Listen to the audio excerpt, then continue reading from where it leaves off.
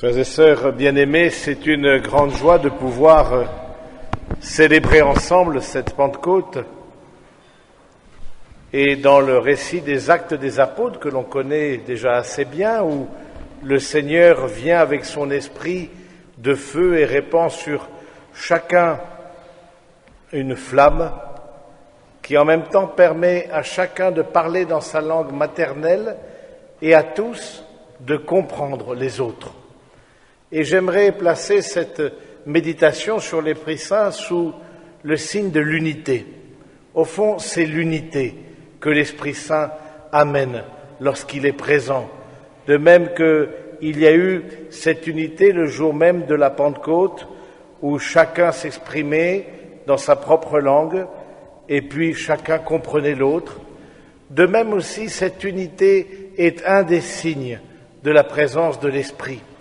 On voit bien, et la comparaison a été faite souvent, entre l'Esprit Saint qui vient le jour de la Pentecôte et la tour de Babel. Alors que dans la tour de Babel, les hommes avaient voulu, par leur propre force, édifier une tour qui monte jusqu'au ciel, sans avoir recours à Dieu, et au fond, ça a été la division des langues et l'achèvement de leur œuvre. Tout au contraire, dans la Pentecôte, c'est le Seigneur lui-même qui vient sur chacun et qui permet l'unité et la communion pour pouvoir révéler à chacun son propre visage et révéler à chacun ce qu'il est. On voit bien donc la différence.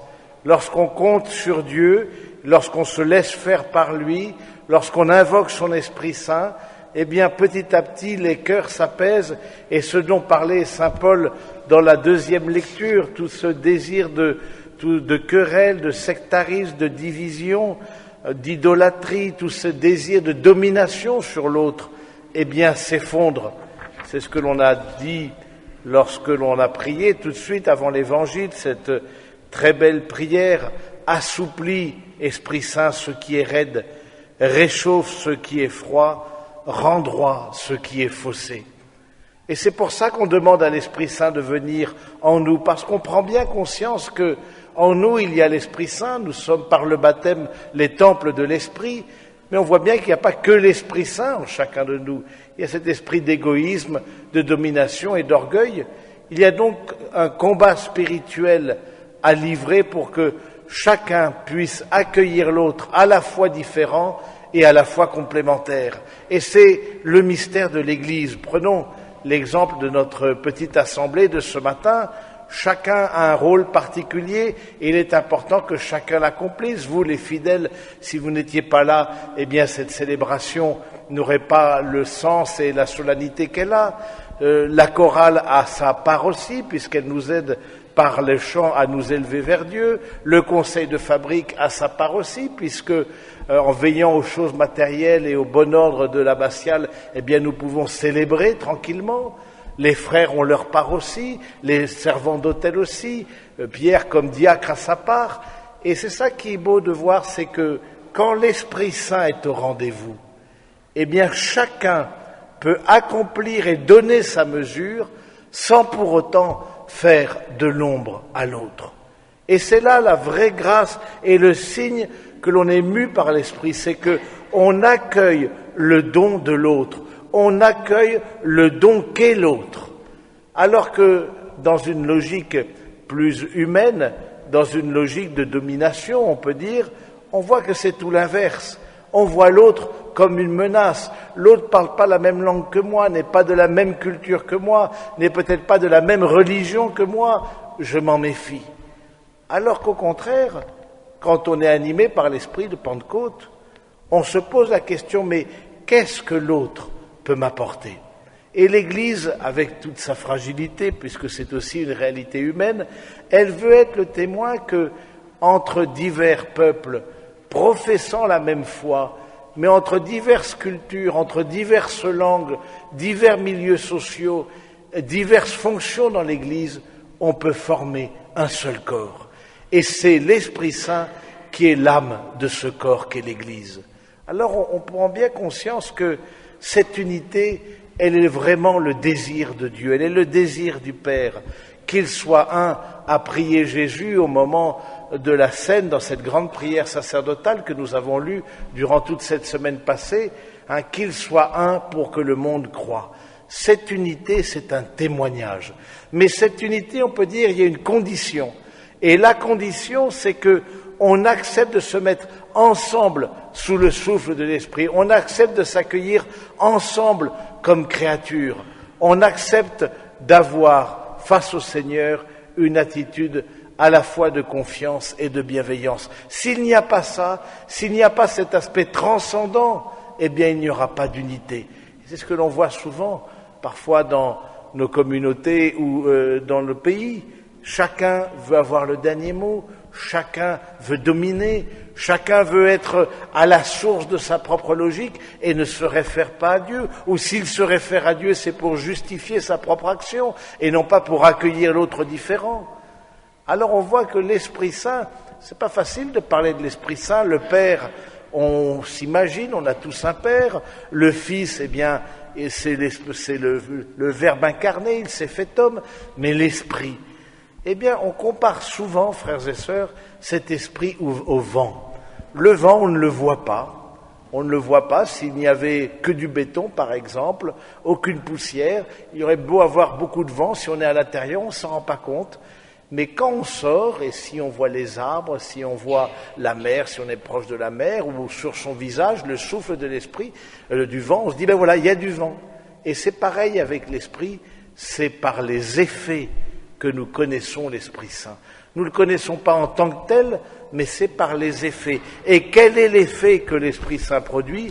Et l'apôtre Paul le rappelle dans la deuxième lecture, eh bien les fruits de l'Esprit sont amour, joie, paix, patience, bonté, bienveillance, foi, humilité et maîtrise de soi. Voilà comment je sais que je suis mu par l'Esprit. C'est par ma manière d'être, comme le vent se manifeste par ses effets, l'Esprit Saint en moi se manifestera par ma façon d'agir. Est-ce que j'ai une façon qui humble d'accueillir l'autre dans ce qu'il peut avoir de beau? Est-ce que j'ai une foi qui me permette d'avoir face au Seigneur cette confiance et d'accomplir ma propre tâche dans l'Église et dans le monde? Est-ce que j'ai une maîtrise de moi-même ou est-ce que ce sont les passions qui me submergent et font ensuite que me font faire un peu n'importe quoi et me conduisent dans des chemins qui sont des impasses? Voilà les questions qu'il faut se poser, frères et sœurs, et à travers cette unité, c'est demander au fond la grâce de la prière. On l'a dit, l'unité, ça demande la transcendance, ça demande la présence de Dieu, l'unité dans nos communautés paroissiales, dans nos communautés religieuses, de se mettre ensemble avec un cœur humble et confiant sous le regard du Seigneur. L'unité dans les familles, c'est la prière en famille. Il n'y a pas d'unité, d'action de l'Esprit Saint lorsqu'on ne prie pas. Parce que lorsqu'on ne prie pas, tout simplement, on est livré à nos psychologies blessées et au fond, on ne se rend pas vraiment compte on ne prend pas cette distance par rapport à nos émotions, à nos épidermes, à nos susceptibilités, nos jalousies, et on se laisse entraîner par ça. Alors que lorsqu'on prie et qu'on veut demander et vivre de l'Esprit Saint et demander à l'Esprit Saint d'agir en nous, eh bien, c'est tout le contraire. On se laisse guider intérieurement. On abandonne même ses propres projets pour laisser l'autre émerger et donner sa mesure et son talent. Alors on voit bien que la Pentecôte, c'est quelque chose d'extraordinaire. Et cette Pentecôte, elle est là pour être au service de la communion en chacun. Cet esprit de Pentecôte, il est là au milieu de nous. Chaque fois que nous célébrons l'Eucharistie, nous nous réunissons au nom du Saint-Esprit. Chaque fois qu'un sacrement est célébré, nous invoquons l'Esprit.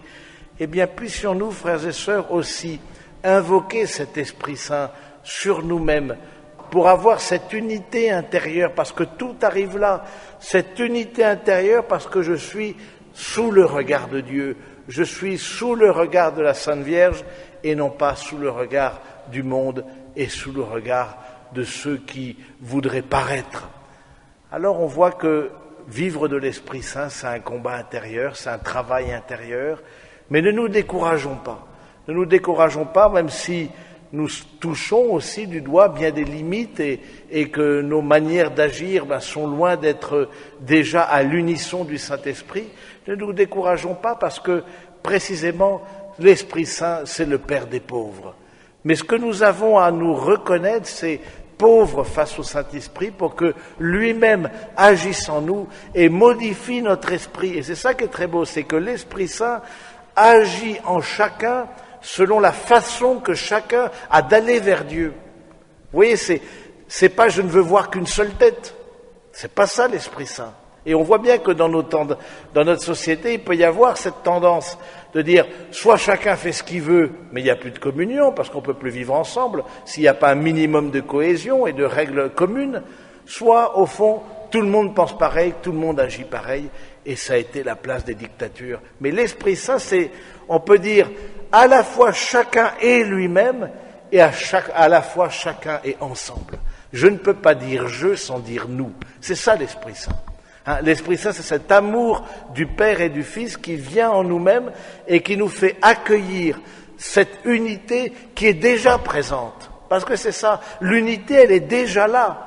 À nous de rentrer dans cette unité. Dieu nous veut comme une famille.